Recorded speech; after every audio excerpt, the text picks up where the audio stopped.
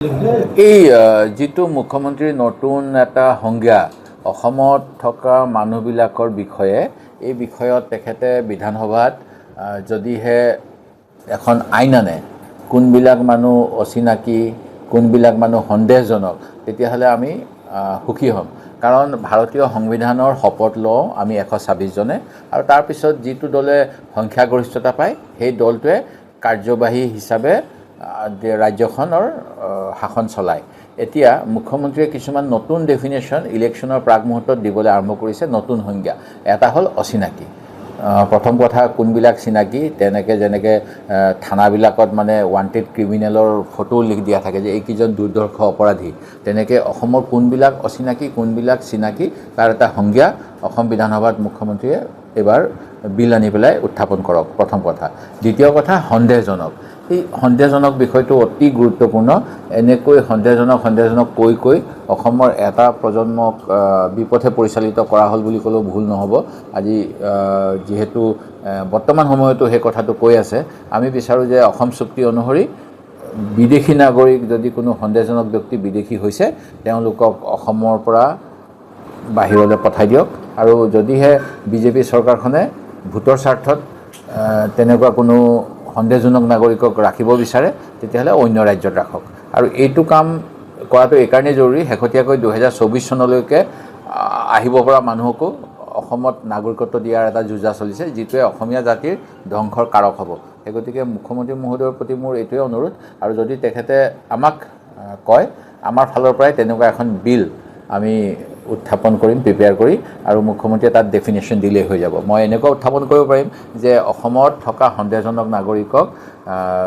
বাহিৰলৈ পঠাই দিয়াৰ প্ৰস্তাৱ লোৱা হওক অসমত থকা অচিনাকি নাগৰিকক অসমৰ পৰা দেশান্তৰ কৰাৰ ব্যৱস্থা কৰা হওক আৰু মুখ্যমন্ত্ৰীয়ে তেতিয়া কোনখিনি মানুহ হয় ডেফিনেশ্যন দি দিব প্ৰয়োজন হ'লে সেইটো আমি কৰিব পাৰোঁ কিন্তু এনেকৈ মানুহৰ মনত ভয় ভীতিগ্ৰস্ততা কৰা উচিত নহয় যি সময়ত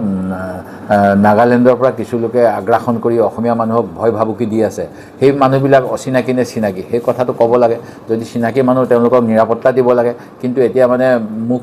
চুপতি কৰি থাকে খালি আজি তেখেতে কৈছিলে বৃক্ষৰোপণ কৰা হ'ব নগালেণ্ডৰ উপ মুখ্যমন্ত্ৰী আহি তাত বাধা দি গ'ল অসমৰ মাটি সেইখিনি হয় নে নহয় আমাক আগতে যি বাউণ্ডেৰী কমিশ্যন তেওঁলোকে আমাক মাটি বাৰী দিছিলে বহুত কিন্তু এই চৰকাৰখনে নিজে কিছুমান কথা আছে যে বাটৰ কচু গাত ঘঁহা তেনেকৈ মানে ডাবল ইঞ্জিন কৈ পেলাই গোটেই অসমৰ সীমাটো মানে এতিয়া এটা ধুঁৱলি কুঁৱলি কৰি পেলাইছে অৰুণাচলক অসমৰ মাটি দিছে বুলি ওলাইছে 120খন গাঁও দিছে বুলি ওলাইছে কিয় দিব লাগে অৱশ্যে এটা কথা হ'ব পাৰে যে লাওলোৱা অৱস্থা হ'লে কয় যে ঘৰৰ যি লাম লাকতো আছে বিক্ৰী কৰি দিয়ে অসমত এনেকুৱা ধাৰ লৈ আছে সেইকাৰণে সেই গাঁওবিলাকত যি উন্নয়নৰ কাম কৰিব লাগে সেইবিলাক কিজানি কৰিব পৰা নাই সেইকাৰণে বিক্ষোভ হয় বুলি ভয়তে কিজানি সেই গাঁও চাওঁবিলাক দি দিছে যাতে অসমখন সংকুচিত কৰি যিকেইটা পইচা আছে চলাব পাৰে সেইটোও হ'ব পাৰে মাৰ দুগ্ধনি খাই জন্ম হোৱা নাই মাৰ গাখীৰ খাই পেলাই জন্ম হৈছোঁ অৰিজিনেল গাখীৰ আৰু সেইটো কাৰণে কৈছোঁ যে কংগ্ৰেছত 70% আপোনালোকৰ দলতেই আছে সন্দেহজনক লোক এইবিলাক কথা বেয়া কথা মই এই বিষয়ত মন্তব্য নিদিওঁ মোৰ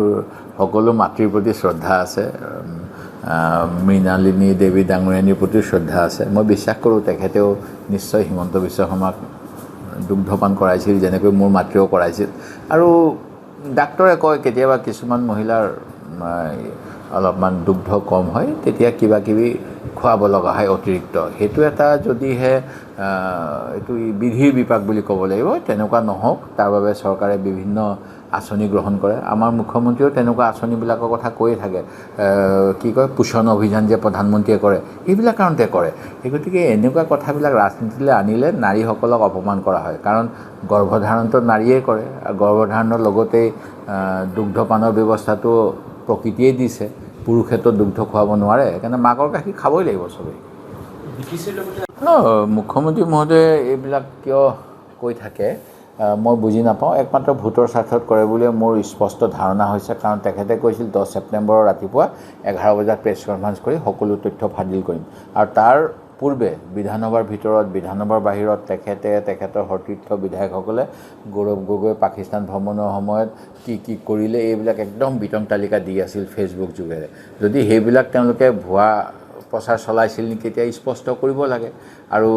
যিহেতু মই SIT খনৰ ৰিপৰ্ট মই দেখা নাই মই সেই গতিকে কি আছে ক'ব নোৱাৰাৰ কাৰণে মই মন্তব্য নিদিওঁ কিন্তু মোৰ দৃঢ় বিশ্বাস যে এজন দায়িত্বশীল ৰাজনৈতিক নেতা হিচাপে গৌৰৱ গগৈয়ে কোনো দেশদ্ৰোহী কাম কৰা নাই আৰু আজি যিকোনো খবৰৰ বাবে যোগাযোগ কৰক 7099017330 লগতে 7099017110 নম্বৰত।